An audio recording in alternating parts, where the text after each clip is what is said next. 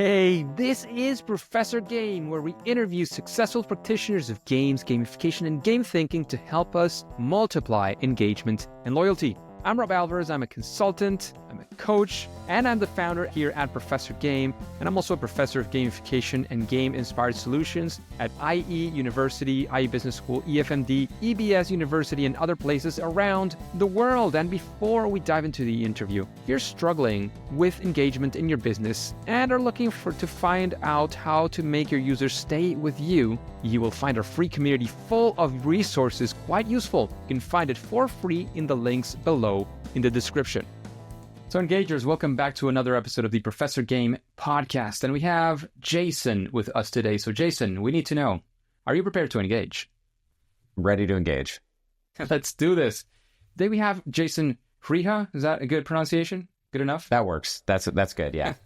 Yeah. So for close to 15 years, he's been applying behavioral science research and methodologies to solve hard problems in the technology world. And he's the founder and CEO of Persona, the talent company. They are the world's leading provider of elite non-technical talent, and he is also a senior advisor at Edelman, a global communications firm where he provides behavioral science insights and guidance to clients across various industries and sectors. You can read a lot more about Jason in the show notes. But Jason, is there anything that you feel is particularly important that we haven't mentioned on this intro? So, I started my career off mostly doing product design work. So I would do product design work for technology companies, helping them figure out how do you apply behavioral science to make them more habit forming, more engaging, and so on and so forth. But for the last 7 or 8 years, I've really focused on a field called psychometrics, which is really just more quantitative mathematical psychology work where we try to put numbers on people's predispositions, their mental qualities, et cetera, so that we can make predictions and understand them. Cool. In fact, yeah. I think one of those studies that you mentioned on LinkedIn is where I found out about your work and the way we got connected. I think the memory is not failing me. So cool. Good stuff. Sounds good. Jason, if we were to shadow you for a day or a week or whatever you want to go for, what would it feel like? What are the things you're doing these days? That's a great question. So my general belief is that somebody should work with their personality, not against it. And so I've done a lot of personality testing on myself. I develop tests, but I also, take a lot of tests. In particular, I am very into a test called the Big Five Personality Inventory. It's the most research-backed personality model that we have. It's been developed over many decades. We have a lot of long-term data on following people who have taken the test just to see what are their life outcomes, how well can the test actually predict important life outcomes. And so in general, my belief is if you understand yourself and you understand your personality, and personality is stable in adulthood. And so your personality traits of a good test like the Big Five will not change that much over the course of your life. And so my whole belief is you should understand yourself and live with your natural inclinations, your natural predispositions. And so I am not a routine-oriented person. And my personality results clearly show that. And so I try to live a more fluid, dynamic sort of life. So I like to have a fairly flexible schedule so that I can do more or less what's calling to me each day. And, I work out almost every single day, but I don't work out at a particular time. I work out more or less when I feel like it. And so that's how I've structured my life and my schedule. And so if you were to follow me around on a quote unquote typical day, it would be fairly atypical. My average day is atypical. And what I like to do is I have a list of different projects or different things that I'm working on for work and for my personal life. And I go through that list each day and I just look at, okay, what are my priorities in life? What do I want to do? What do I want to work on? And based upon how I'm doing that day, based upon my schedule that day, because some days I have a lot of meetings, some days I have fewer meetings, some days I have dinner plans, some days I don't. So just all depending on the nature of my schedule and what I'm feeling like doing, I'll pick whatever I'm going to focus on that day and go for it. Interesting. I love that. Yeah. You mentioned that I could identify in many ways with a lot of that work. I've read, I'm sure you're familiar with Near AL and the whole time boxing strategy. Sounds brilliant. And I've kind of tried it a couple of times, but it just doesn't end up fitting with the way I think or the way I behave, I guess. Interestingly, so I think that most self-help advice is really bad. And what I think is that I think self-help advice in general falls into two major categories. You have people that have a certain personality and they think that everybody should have the same personality or should act just like them. So for example, like somebody like Tim Ferriss, I think is a good example. He's extremely structured, extremely organized, and like a very type A, diligent individual. And if you look at all of his advice, it's advice that would work great for somebody like him. And it's advice that has worked well for him throughout his life. But he comes up with these general prescriptions that, he thinks that everybody should follow and, teaches them out into the world. And yes, if you are just like him, if you have a similar personality structure to him, that advice might work very well. But if you don't, you should probably just find somebody else. So I think that that's kind of one bucket of self-help advice. And the other bucket is you have people who, let's use me as an example. Let's say I had a different model, different understanding of human psychology and behavior. And I thought, man, what's holding me back in life is that I'm not structured and organized enough. Let's say I thought that was the case. I work with my lack of extreme structure and organization, and I make it work for me very well. But let's say I thought, oh my God, this is my biggest shortcoming. It's why I'm not as successful as I want to be. If that was the case, I might come up with a bunch of advice around you need systems and you need to build in, you need to live according to a very strict structure, and you should wake up at 8 o'clock each day and put everything in the calendar ahead of time and force yourself to live according to a pre-optimized schedule that you've come up for yourself. That would be like another type of self-help advice. So I think that people either come up based on their personalities. They say, this is how everybody should live, and here's how you should do it, and here's how everybody should act. Or people come up with, based upon a lack or a feeling of need, they say, I have this huge shortcoming. Everybody, this is the major thing holding me back. And this is the big secret to succeeding in life. And so I think that people either come up with advice based upon who they are or what they lack and just push it out there. But the secret really, I think, is just understanding yourself in as much detail and as accurately as possible and living according to your strengths and weaknesses and living with the flow of who you are rather than trying to push against it. And so, I know Nir from San Francisco, and he's an extremely, extremely organized, just very diligent person. And so, yes, his strategies work for somebody like him who's a huge outlier in that way. But I think that his advice, if I had to guess, would work for very few other people. I don't think it's good general purpose advice. Interesting. I was not going in that direction, but it took a very, very interesting spin of saying, where do these things come from? Interesting. Yeah. I never thought of it that way. I'll probably want to try to look into that from other perspectives and other people doing in the self-help world and see where they fall in that categorization. I was going for one specific thing that you mentioned, because you said, I do at the gym or do workout regularly, but not at the same hour. So I was thinking, for me, the only way, and that has been working for me lately, is I actually I put it in my schedule. I have that space for it. And there's also a specific class that I go to. It's sort of a CrossFit kind of thing. I'm not fit for CrossFit. So it's a much lower level, but the classes happen at a certain time. So if I have the time there, I go, and that kind of works for me. It's always at the same time. But you said, no, I just, when I feel like it. And one of the things that, not my case, I have to say, but most people struggle with is the motivation to actually say, let me go to the gym. Yeah. I'm guessing that's not the situation for you. You're already motivated to go to the gym. It's just about finding the right time. Yeah, I mean, so I'm not a big gym guy, actually. So I'm not a huge fan of gyms. I don't enjoy them. I don't really like that environment that much. Okay. And I think it's a huge hassle to go to the gym. So I released a book last year. It's called Real Change. And in the book, I talk about my behavior change, let's call it self-help or behavior change point of view. And it's my belief that the most important thing that you can do if you want to engage in a particular activity is to choose the right activity in the first place. And I think that almost nobody in the behavioral science world really talks about this or thinks about it, but it's very obvious when you think about it. But for example, Uh, right now, running is very popular. Everybody's joining running clubs. They want to get into running because they think it's like a good thing to do in order to get healthy. And yes, running is healthy. It's a great thing to do. It's great to have a good cardiovascular fitness. That's true. But running is not the most enjoyable activity in the world for most people. It's just not that great. It's painful. It's hard on their knees. It requires a ton of willpower and just brutal grinding.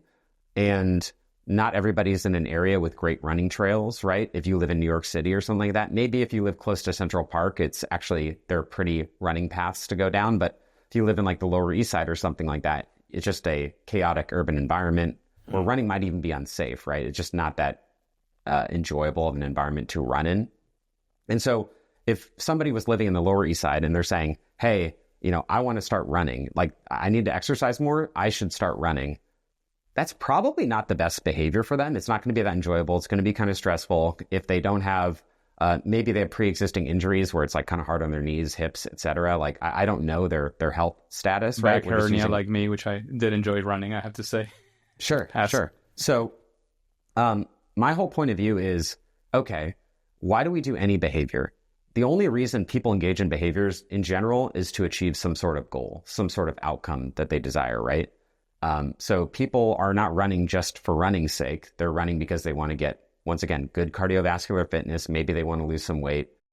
Maybe they want to meet people, and that's why they're running, because they want to join a running club. So those are like three separate goals that a person's trying to achieve with running in this hypothetical situation. And so is running the only way to achieve those things? Of course not, right? If you want to lose weight, you can go on a diet. You can take Ozempic or one of the GLP-1 agonists, right?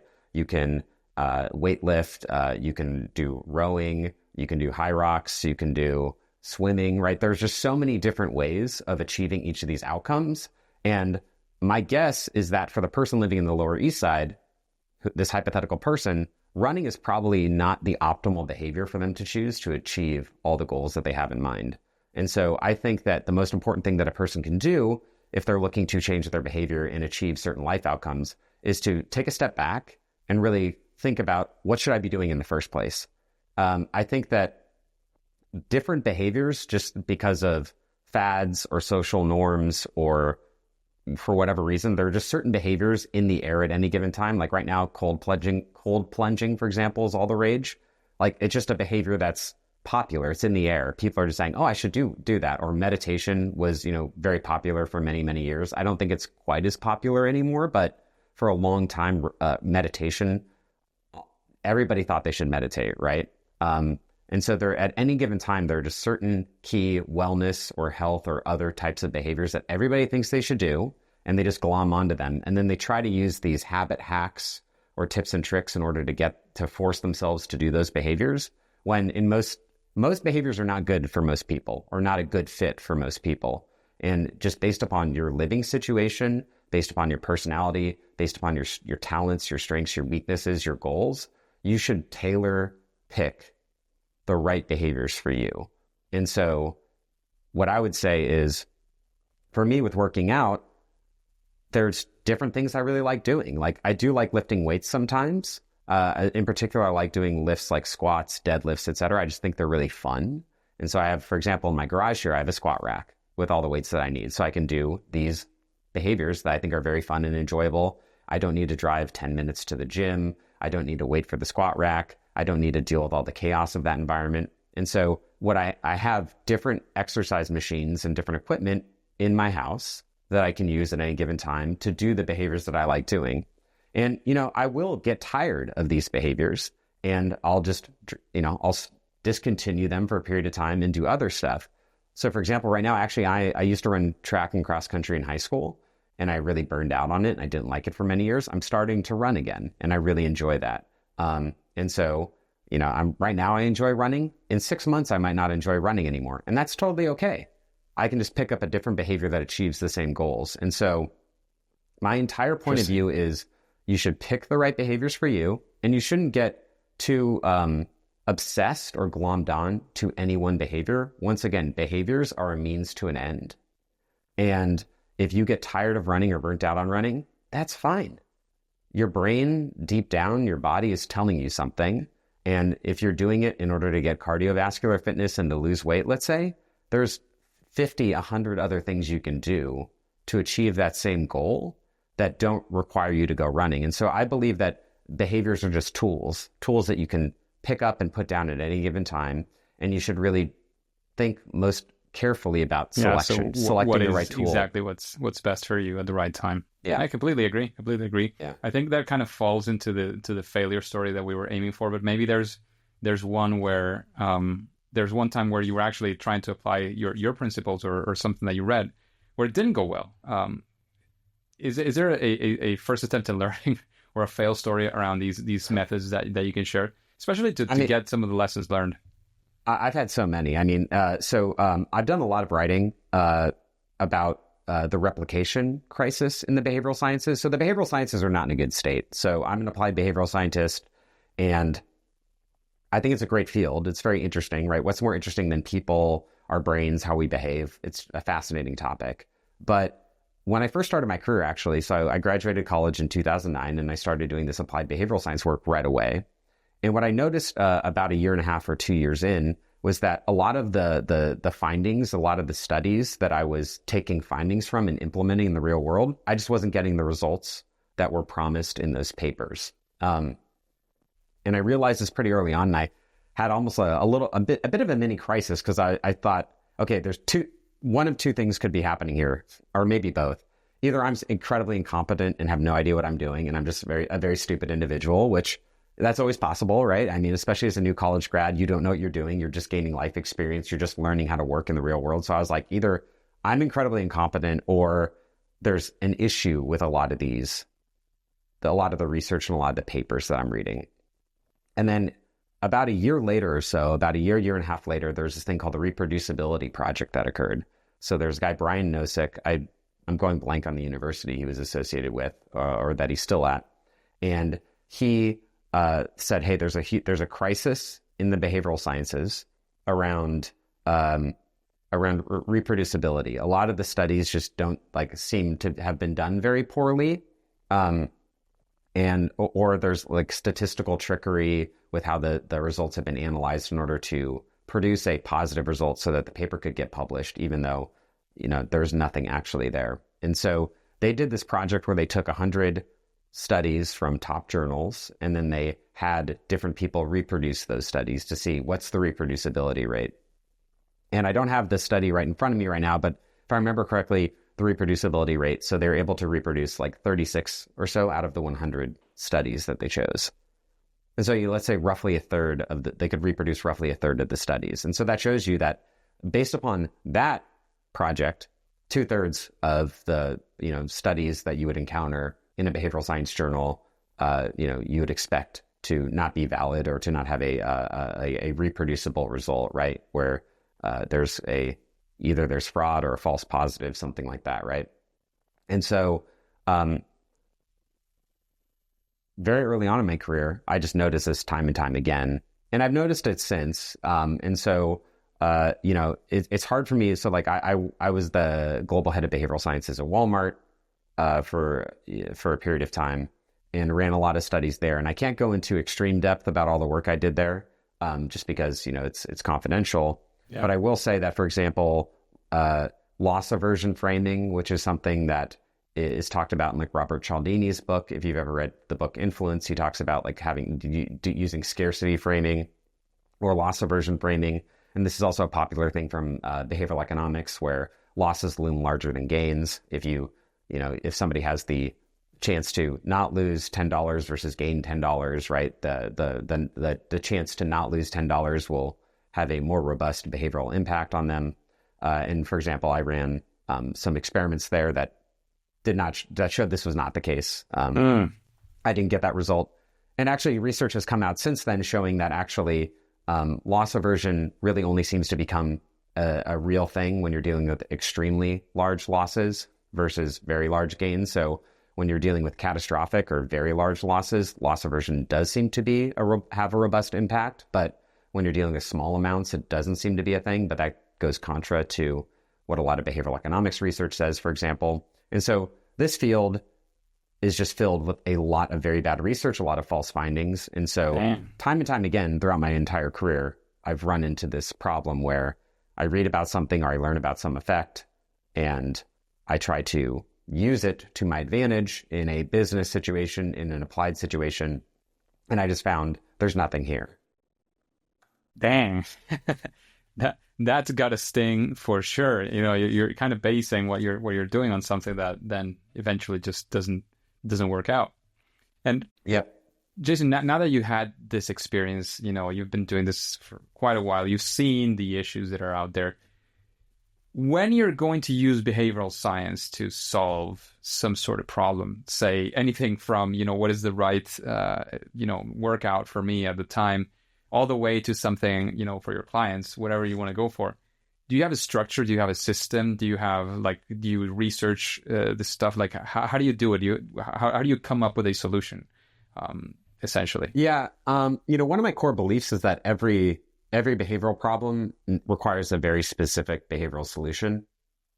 It's very hard, you know, in this field, we're obsessed with like one size fits all advice or like general purpose advice. But the most general piece of advice I can give is that general purpose advice tends to not work because we're all very unique, right? I've been focusing on the psychometric and personality side of things the last, let's say, as I said before, like 7, 8, 9 years, let's say, something around those lines. It's hard to pick a specific date when I started focusing on this stuff, but, we all are extremely unique in our psychological structure, right? Some people are much more organized. Some people are much higher in the trait conscientiousness than other people. Certain people are what's called highly open to new experiences. They're much more exploratory. They're much more into novel ideas. They're more adventurous with the types of things that they want to try. Other people are more traditional, less exploratory. Certain people are hyper competitive and self-oriented. They want to be the best. They want to win. Whereas other people are much more collaborative and much greater team players, right? Some people are highly sensitive to threats in their environment. They're a lot more anxious and more kind of hair triggered when it comes to that sort of stuff. Other people are more chill, right? And so it's very hard for me to, if you just tell me, hey, we want to change the behavior, or we want to let's say we want to get people to, take their anti-allergy medication more often. If you just say, how do we get people to take anti-allergy medication more often? Well, there are some very high level, easy things I could tell you. I could say, well, make sure that they remember to take it, send them reminders, et cetera. That's obvious, right? Like those sorts of things are obvious, but those sorts of things are going to have usually a pretty marginal, fairly minor impact on a behavior like that. In general, if people are not engaging in a behavior, a lot of times it's for a very good reason. And in order to really understand why a person or a group of people isn't engaging in a behavior, you really have to get very specific. You have to say, okay, who are the specific individuals? Where do they live? What's their life situation? When have they taken this in the past? If so, what happened to them? What was their result, or what was the impact? What are their life goals? What are they motivated by? What are their big concerns, right? And you really have to do in-depth user or psychological research to understand what makes them tick and to really understand the root cause of them not engaging in that behavior. Because if somebody has bad allergies, you would think that it'd be reinforcing and rewarding for them to take the anti-allergy medication. So if they're not taking it, there's probably like a fairly good reason that's fairly complex that we don't necessarily understand from afar. And so my behavior change approach really is very much, I always like to understand who am I trying to change, do as much research as I can into them. I try to understand them from a personality perspective if I can, because I do think that personality is the dominant determinant of behavior. That's my belief, just based upon my life experience, based upon my reading of the literature. I do think that personality is the biggest determinant of behaviors. So, I'll go and try and understand them as best as possible, understand their environment, their situation, their goals, their motivators as much as possible, and then based upon all that information, come up with an intervention. You really deeply understand who they are before you can propose something to solve the problem. And I'm actually writing an article about this right now, but my general belief is that the top 3 major determinants of like our behaviors in life is, number 1, like our personality. So we all just kind of are, we all are kind of just given a certain set of different aptitudes, preferences, predispositions when it comes to just like the repertoire of behaviors that we can do. We all just have our own unique set of behavioral predispositions, our own unique personalities. And our personality doesn't just cause us to behave a certain way in our given environment, but it also causes us to choose the environments we go into in the first place, right? So we're not static creatures that can't move, that can't change, right? And so somebody who's highly creative and really into new ideas, who's highly intellectual, they're not going to live most likely, they're not going to live in the middle of nowhere in a small town. They're going to want to be in San Francisco, London, New York City, something like that, right?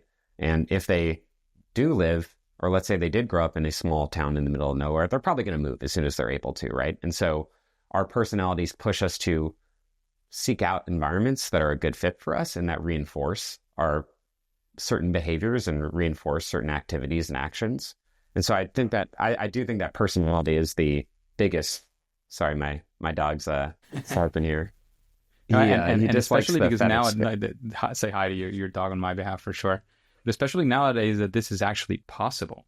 Like you think, you say 300 years back, and that sounds like a lot of time, but we've been around for so long. 300 years is relatively recent. So now we can actually do this. Like there was not that much mobility in the past. Totally. Yeah, I 100% agree. So it's like, I think personality is top. After that, you have incentives and rewards. And so, right, if I came to you and for example, computer programming is not something that many people traditionally were all that into or excited by. Like it was a very niche thing. But now, right, you can make a few $100,000 a year working for a tech company if you do programming. And if you look at enrollment in these programs at universities across the world, sky high, right? It's like the most popular major by far at the school I went to, Stanford. Like when I was there, like it was more like biology and things like that. Like there's a major called human biology that was very popular because people wanted to go into healthcare, medicine, etc. But today, right, the incentives changed. And suddenly you can make a lot of money doing this particular behavior, this particular set of activities. And then suddenly, people dramatically shift their behaviors to fall in line with that. So I think incentives, rewards is like the next biggest driver of behavior. And then after that, I would say like social pressure, social norms. Those two, to be candid, like those two overlap a bit, right? Because there are a lot of it depends on the personality, to get back to the previous point, it right? Does. Those two overlap a little bit, but that would be my rank ordering in general. Just to simplify things, would be like, I think it's like your personality, the incentives or rewards in your life / your environment. And then it'd be like the social milieu that you're in and the social norms and the social pressure. And so I do think that if you're thinking about changing your behavior or somebody else's behavior, I think if you broadly use this kind of like hierarchy, it can really help you think about these things. So just thinking along the lines of, okay, great. Well, okay, who is this person or who is this group of people? Like, what are they like? What are they like? What is their personality like? What do they just naturally do? What are their what are their natural inclinations from just from a behavioral and emotional point of view? And just understanding that really well and thinking about how to work with that rather than against it. Number two would be, how do we change the incentive structure or the reward system in place? And, you're really into video games. Like video games are reward systems, right? They're very powerful and very effective at kind of modifying behavior or getting people to act in a certain way. And then number three would just be the social norms of the social environment. So a lot of like the most well-known or popular behavior change case studies are like examples of using like social norms, social pressure, in order to get people to act one way versus another, right? Like, for example, public health campaigns are all about trying to create a new social norm, right? Like smoking's gross, right? Smoking's disgusting. It's not good. Like, social shaming, right?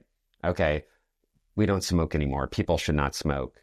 this is a no smoking environment, so that if you then do that, if you break the rules, if you act out against that, you're seen as strange or weird or just, like just not as good of a person or whatever. And so then you can limit that behavior.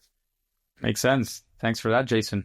And after, we've had a few questions already. We've been chatting for a bit. Is there somebody that you would be curious to hear answering these kinds of questions in the future? Sort of a featured guest on Professor Game. Well, I think I really do think that in the applied behavioral sciences, my field, I do think the most influential person, the most important person in my specific area would be BJ Fogg. I don't know if you have had him.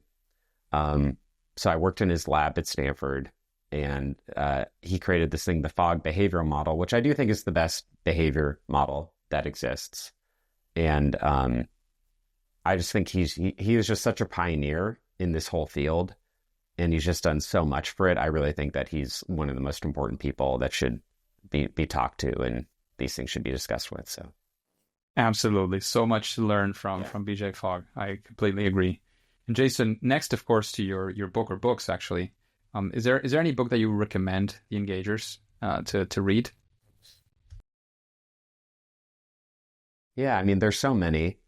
Is there a particular topic that you're most interested in, or that they would be most interested in? In general, we're like the audience is using, strategies that we learned from games, as you were saying before, from games and game design and playfulness to change behaviors, essentially, or to motivate people into doing certain behaviors. So I think that would be the sort of the general field. Of course, specifically, sometimes we talk about gamification, but it doesn't have to be exactly about that. So there's a book called Personality. It's a great introduction to personality science that was written by, his name's Daniel Nettle. And he uses the Big Five as the framework, the one that I mentioned earlier, that he discusses in the book. And I think that this is probably the best, easy to read, good introduction to this whole field. And once again, I do think personality science I think it's kind of the crown jewel of the behavioral sciences. If you just really want to understand human behavior, why do we do what we do? I think personality, as I've said multiple times throughout this conversation, is the main determinant of behavior. And so I would recommend that book. I think it's just like a terrific read. I'm trying to think if there's another book that I could recommend as. Sounds like it's very well aligned with the conversation we've had. The personality I think that book is just terrific. So I would say that's my number one recommendation. Yeah. Amazing. Yeah. Jason, we get to what typically is a very difficult question for many of us, which is, what would you say is your favorite game? I know you said you're not as much of a gamer as you were. Maybe think back to those days, or maybe even nowadays, there's something you like to play. Well, I think the most impactful game for me that I've ever played was Final Fantasy VII. I mean, that game is incredible, absolutely incredible. I really was a big fan of, what was it called? Earthbound, right? Was that Earthbound? The one with Ness, it's like an RPG game. Sounds familiar. I think it was not Earthbound. Sure if I played it. It's been so long since many NES I've games, don't get me wrong, but I'm not sure if I played that one in particular. Is it Earthbound? Yeah, Earthbound. Yeah, that game was, I loved that game when I was younger. And then the game I played a few years ago, I haven't played it for, I think 4 years at this point, but I loved Overwatch. I just think that's one of the greatest games ever. I mean, I love those sorts of games. So Overwatch, I was a huge fan of. Yeah. Sounds good, man. Sounds fantastic. Yeah. So Jason, it's been an absolute pleasure having you on the podcast. I don't know if there's anything else you would like to say before we take off. Of course, let us know where we can find out more about you, your work, your book, the paper you mentioned. I don't know, wherever you want to guide us as well. Yeah, I mean, I have a website. It's thebehavioralscientist.com. I'll just post articles on there intermittently. And then on my LinkedIn profile, I'll post different little posts about personality stuff, behavioral science stuff. So if you want to follow me there, that's great. I did write a book. I tried to make it as short as possible. That just kind of gets to just straight to the point around, okay, you want to change your behavior. You want to actually achieve things in your life. What should you do based on my reading of the behavioral sciences? And so that's this book here. It's called Real Change. In the book, I talk a lot about this process of behavioral selection that I mentioned before, picking the right behaviors in the first place. Because if you pick the right behavior, you don't need to do a whole lot else. If you pick a behavior that's well aligned with who you are, your life situation, etc., you're going to do it and you're going to enjoy it, and it's going to be convenient for you, and you won't need to use any habit hacks or gimmicks in order to get it to work. Most of the habit hacks and gimmicks don't really work anyway, just because you're just trying to push a rock uphill. You pick the wrong behavior in the first place. Yes, if you do these little things, the little habit hacks that people recommend, it'll have maybe some incremental effect, but it's not going to be that big. It's not going to help you go from not being able to form a habit to forming a habit. And so I really think that most of the advice, unfortunately, that's given in this whole world is just incorrect and just ill-informed. And it's very funny. I guess, I do think that, when we study habits in the academic world, a habit is like a very small behavior that can be more or less automated and done with little or no conscious awareness. And when people say they want to form a habit, though, like for their New Year's resolution, hey, I want to form a running habit, running is never going to actually be technically a habit. It's never going to be you're never going to be able to do that semi or unconsciously. You're never going to be able to do it as in an almost reflexive manner. It's something that requires a lot of willpower and a lot of effort, and is going to require consistent conscious engagement over time. That's not a habit in any sense of the word. And so, unfortunately, I think that a lot of the advice being given out there, we're taking science that's meant for very tiny, little, almost insignificant behaviors, and we're trying to apply it to very big, hard, challenging behaviors. And so what I would just recommend to people is forget the habit hack stuff. Just try to learn as much as you can about yourself. Be honest with yourself and pick things that are a good fit for you. Don't waste your time on all these little tweaks and hacks and that are recommended in this world. Sounds like very sound advice for sure. Jason, thank you once again for taking some time off your schedule to have a chat here with me and the engagers. However, Jason and engagers, as you know, at least for now and for today, it is time to say that it's game over. Hey engagers, and thank you for listening to the Professor Game podcast. And since you're interested in this world of creating motivation, engagement, loyalty using game-inspired solutions, how about you join us on our free online community at Professor Game on School. You can find the link right below in the description, but the main thing is to click there, join us. It's a platform called School. It's for free, and you'll find plenty of resources there. We'll be up to date with everything that we're doing, any opportunities that we might have for you. And of course, before you go on to your next mission, before you click continue, please remember to subscribe using your favorite podcast app and listen to the next episode of Professor Game. See you there.